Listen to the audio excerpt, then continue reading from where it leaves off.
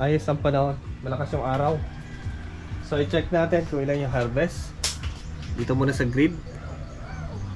Ayan, so nakakabunot tayo paminsan-minsan ng 36 pero nagsisiro siya guys. Okay, then dito naman sa ano, sa solar, naka-harvest tayo ng 1.3 kilowatt, 164 volt, 8 ampere, 8.5 ampere. Okay, so sa araw na ngayon ay nasa 1 kilowatt na, a total of 550 kilowatt. Ayan o, lupit.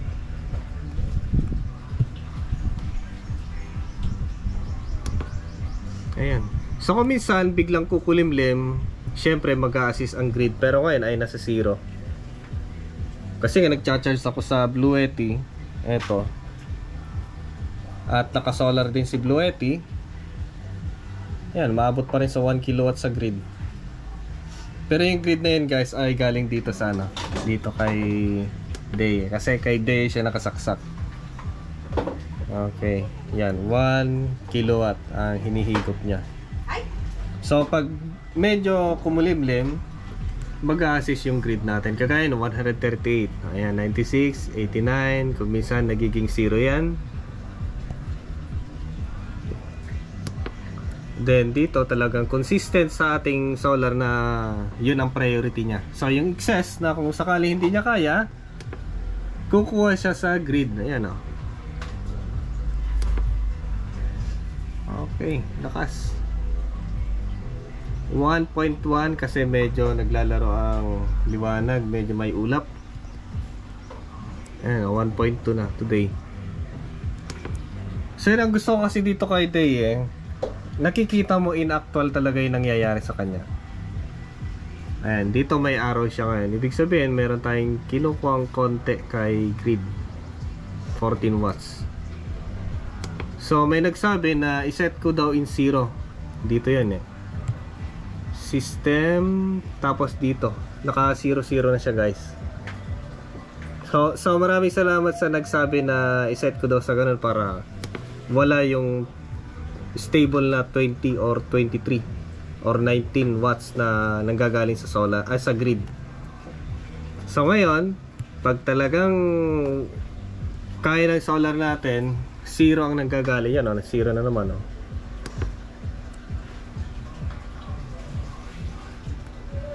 Maabot na sa 1.4 kilowatts sa ating solar. So, ang downside lang kasi kay Day, dahil nga sa on-grid siya at malaki pa yung kanyang kakulangan, wala pa siyang battery, so wala pa siyang storage.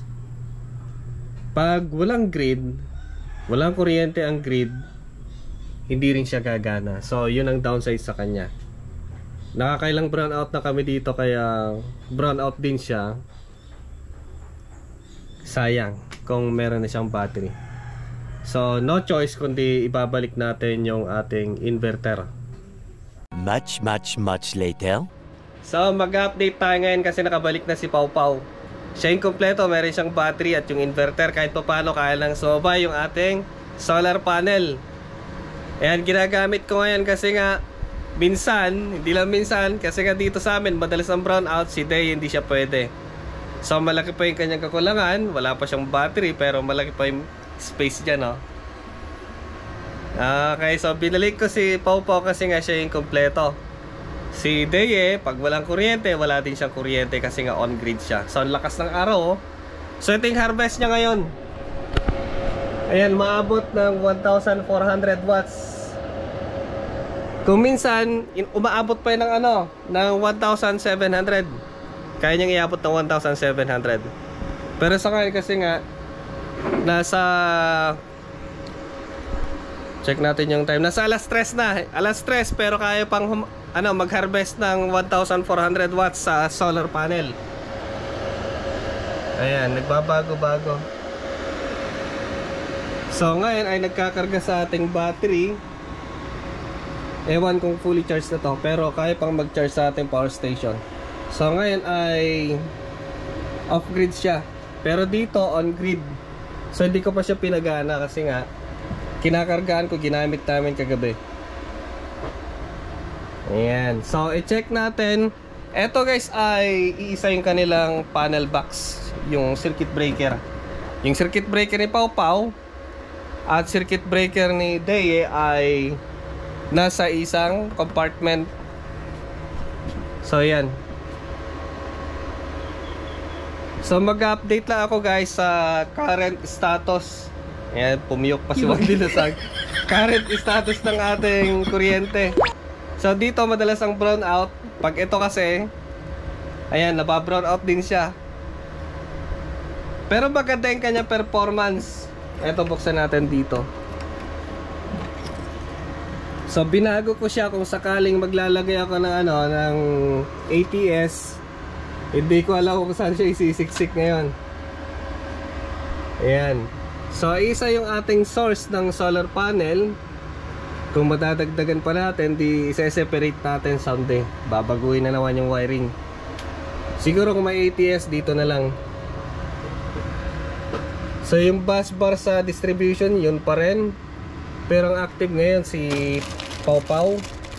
Ito yung circuit breaker ng kanyang grid. Pero hindi ko binuhay. Kasi kung gusto ko, malakas naman yung solar panel, doon na lang muna. So ayan, lumakas na naman yung araw. Maabot ng 1,300. 1,300 sa battery natin. Yan, maabot sa 47 ampere. 52. Ayan. Yun ang gusto ko kasi dito kay Pau Pau. Talagang mataas yung kanya efficiency pagdating sa 12 volt kasi nga mako-compress yung ilang solar panel. Dito ay hindi masyado. Pero kaya niyang iabot ng 1,000 mahigit. Ito paano? Ayan. Pero kung siguro kompleto to, kung kompleto yung setup niya, yung battery, hindi ko na pagaganahin si Pau Pau. Yun lang kasi talaga ang bentahe kay Pau Pau, gagana siya kahit walang grid. Kasi kompleto, yan binalik ko na siya. Yung linya, yun pa rin. Yung circuit breaker lang tinago ko. Okay, so may SPD na tayo. Ito yung circuit breaker ng solar panel kay Deye. So yan, bukod sa circuit breaker dito, meron pa dito yung cut off nya. Ewan kung circuit breaker to or cut off. Cut off lang yata. Tapos dito naman yung circuit breaker kay Pau Pau. So ito yung distribution from main, from solar panel. Ayun. Tapos dito papunta kay Pau Pau. Ito. Ayan. Then ito naman yung kanyang output papunta sa, ito yung linya papunta dito. Okay, so ganun lang kasi mas mabilis. Mas maganda piliin kung sakali mag DIY din kayo malalaking ganito. Nasa 50 cm yata to, millimeter. Ayun, basta 55-50. Yung dating ginamit ko maliliit, yung ganito. Maliliit siya. Mas maganda yung malaki para kahit paano. Ayan, maluwang na maluwang. Accessible pa marami pa pwede isiksik. Malinis siyang tingnan. So dito papunta yan. So mas maganda talaga. Mas maganda kung ako yung tatanungin, meron siyang ATS talaga for transfer ng kuryente. Pwede natin ilagay dito. Ayan. So si Kwan kasi, si Pau Pau, yung battery na ginagamit ko, hindi na need ang circuit breaker. So makikita nyo wala. Meron kasing switch dito. BMS yung papatay niya. Ayan. Yun nga lang kasi wala sa manual niya kung paano i-adjust yung kanyang BMS. Pati nga yung bawat cell niya hindi natin ma-monitor. Wala yung password niya, hindi binigay. Okay, baka may nakakaalam sa password na ni Orient Power. So yung papunta dito yan sa distribution. Nakalink silang dalawa. So kailangan ako lang yung gagalaw dito para hindi mapagsalubong yung output ni Pau Pau at ni Deye. Yan, so need talaga ng ano dito ng circuit breaker. Yung ATS. So may nagsasabi noon na paganahin ko si Deye, tapos yung output ni Deye ay papasok kay Pau Pau. Dahil nga sa pangit yung output niya, papakita ko sa inyo. Dahil nga sa pangit yung output ni Pau Pau, hindi ko muna may papakita, may compare yung kanilang output na dalawa sa ibang time na siguro kasi ginagamit sa ngayon. So ang output kasi ni Pau Pau, so lahat-lahat yan na ginagamit ngayon sa bahay ay si Pau Pau lahat. Pau Pau na lang kaysa Pau MR. Yan guys, oh. Marumi. Pati dito sa taas. So walang grid ngayon yan. Walang pumapasok na grid. Ayan. So saka lang siguro mag-charge na dito ng mga device pag si Day yung ginagamit. So dito kasi meron naman siyang separate na charging brick. Dito nag-charge. So pwede lang siya. So ganun naman ginagamit kapag nag-charge ako noon gamit si Pau Pau. Sa mga power station na lang. Tapos yung power station or yung mga power bank through cellphone. Balik tayo dito. So yun ang kagandahan pala na mayroon siyang box kaysa naka-expose. So dito hindi mahuhulugan lang tayo ng butike sa ibabaw. And dito yung mga mga buting-ting ni Deye. Ayos naman siya, hindi naman siya mainit. Yung SPD natin medyo mainit, yun lang naman. Kasi nga ang voltahe na natin, kung magdadagdag pa ako ng solar, siguro mga 3 pang kulang niya eh. Ayan, mararamdaman na natin dito, yun, medyo mainit siya yung SPD. So ang voltahe naman niya ay nasa 800 volt DC naman. So mataas, malayo pa. Okay naman.